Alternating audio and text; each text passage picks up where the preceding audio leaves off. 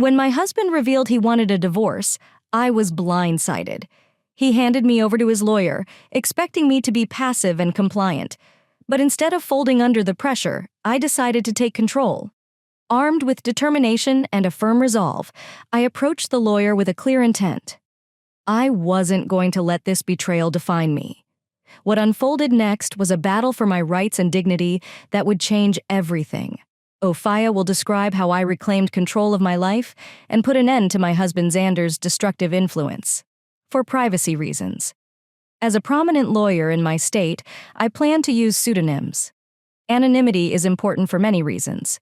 Let's not get into the details of my and Xander's love story. We fell in love, married, and later divorced. The love, it appeared, was not reciprocated, as Xander cheated on me. The warning signs included obvious avoidance, spending too much time outside, and frequent business trips, despite the fact that I was not involved in his large business. Despite my success as a lawyer, Xander considered me a failure because I earned less than he did. I decided to look into it one day while he was supposed to be on business. I found a secret Facebook account on his old laptop, which confirmed my suspicions. He was cheating on me with a beautiful woman he thought was more attractive than me, and he frequently criticized my physical appearance.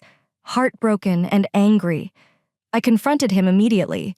"Sandra, are you cheating on me?" "I have proof," I declared.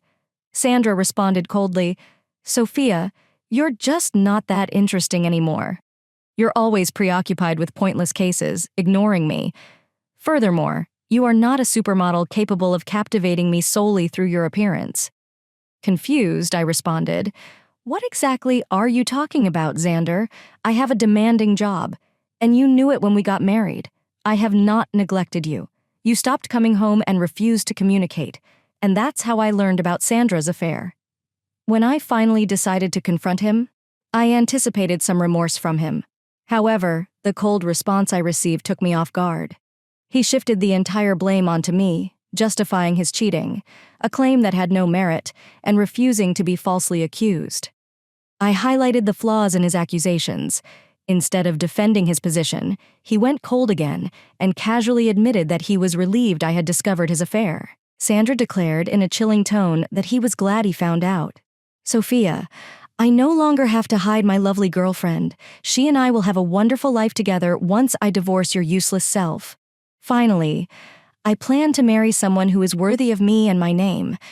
His words struck me like a ton of bricks. As he mentioned divorce, I felt a cold shiver down my spine. He not only insulted me, but also implied that I was unsuitable for him, accusing me of being a bad wife.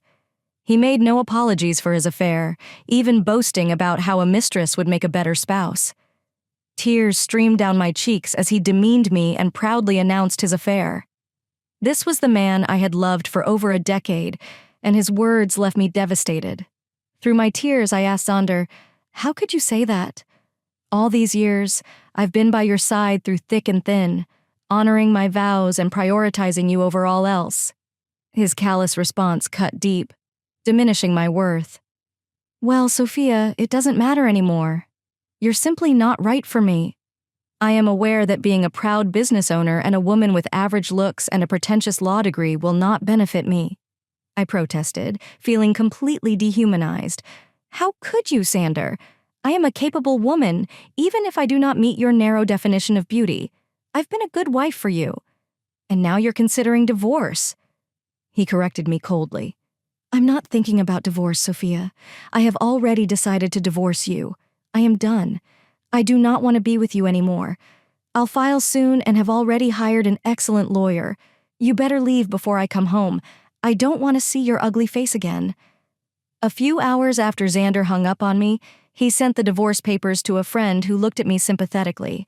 I accepted the papers, closed the door, and cried bitterly, allowing the reality of my wasted years with a horrible man to sink in.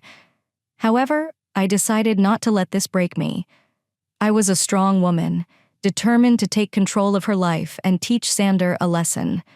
When Xander's friend delivered the papers, he mentioned that Xander had discussed delaying the divorce, which puzzled him for a moment. We had a prenup.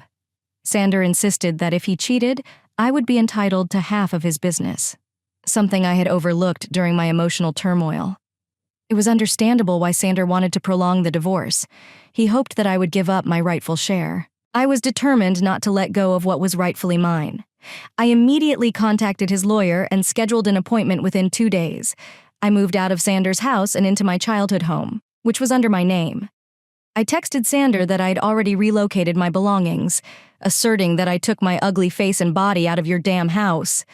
"It's good that you've come to your senses and aren't making a fuss," Sander responded, boasting about his lawyer's reputation, but I calmly warned him that I would not give him my business. "For the time being, you will refrain from approaching me." Determined to uphold the prenup, I was prepared to face whatever challenges lay ahead. "I do not want to talk to you. You can only contact me through my lawyers now, and I expect you to empty my home." Sandra's words triggered a burst of boiling rage within me.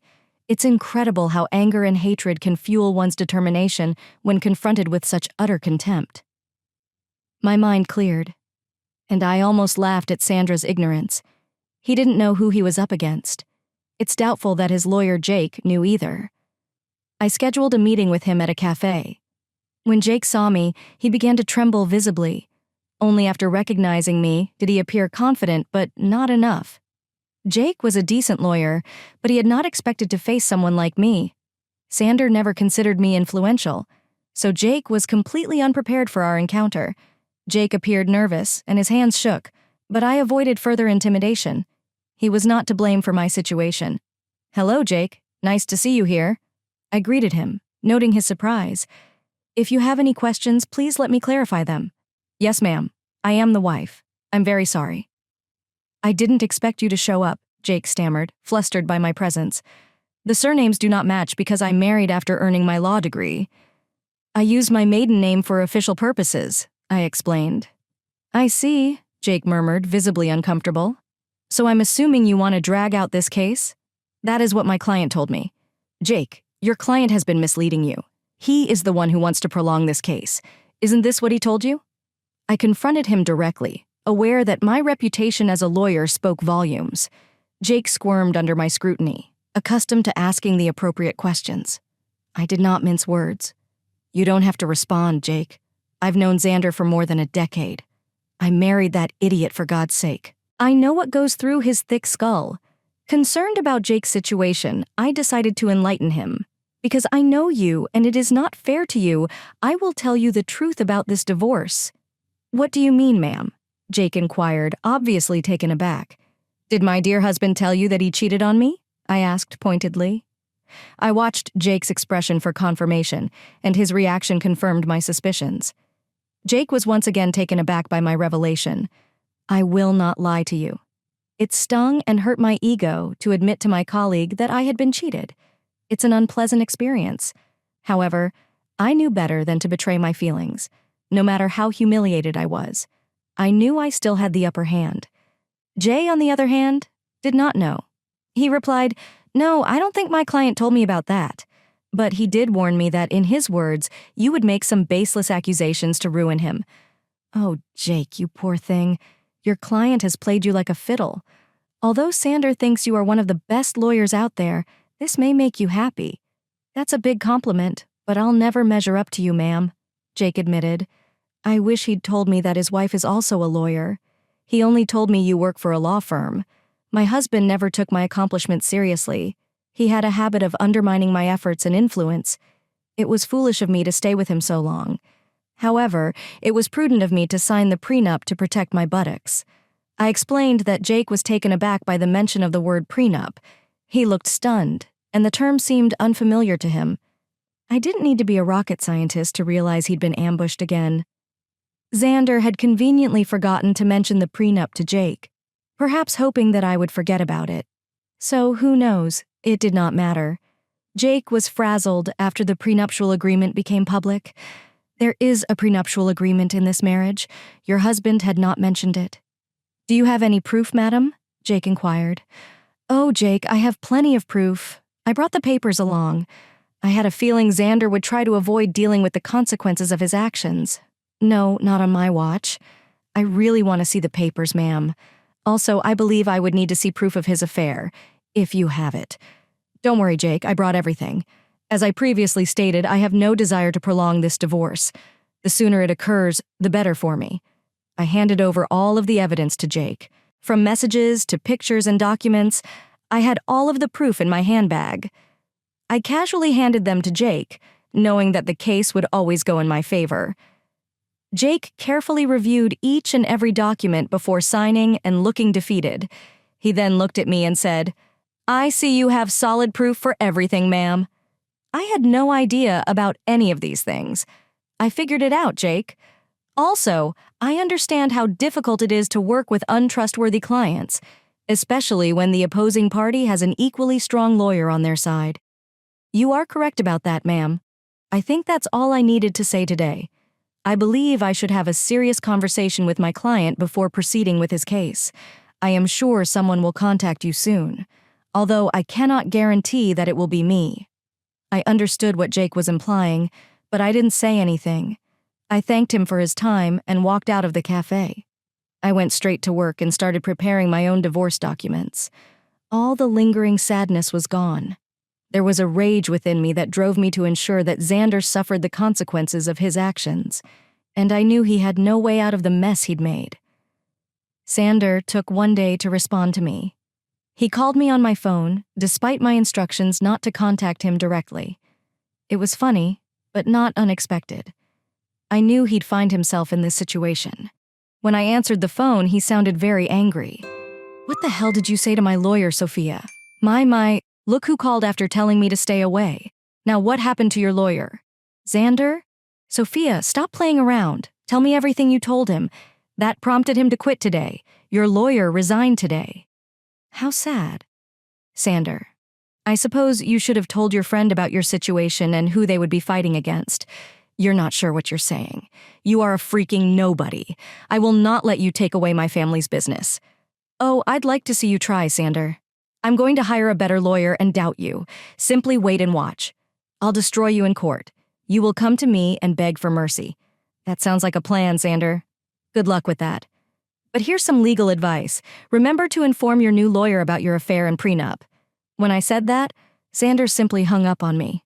It made me chuckle. He was in deep trouble but didn't realize it.